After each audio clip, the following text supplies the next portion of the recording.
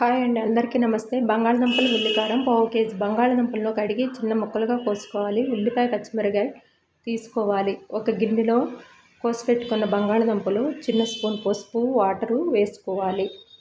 Stove మీద ఉడికించుకోవాలి. ఉడికిన తర్వాత స్టవ్ ఆఫ్ చేసుకొని చల్లారిన తర్వాత బంగాళదుంపలను తొక్క తీసుకోవాలి. మిక్సీ జారలో చిన్న స్పూను సాల్టు, ఉల్లిపాయ పచ్చిమిరకాయ మిక్సీ పట్టుకోవాలి. వేరే ప్యాన్ పెట్టుకొని నూనె వేసుకొని ఎండుమిరగాయలు, కరివేపాకు, పచ్చెనపప్పు, ఆవాలు తాలింపు వేగిన తర్వాత మిక్సీ పెట్టుకున్న ఉల్లిపాయ పేస్ట్ను వేసుకొని వేగనివ్వాలి. చిన్న స్పూను సాల్టు,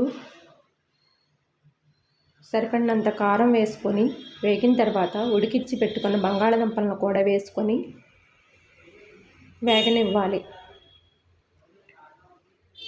బంగాళదుంపలు ఉల్లికారం అండి. ఈ వీడియో నచ్చితే లైక్ చేయండి.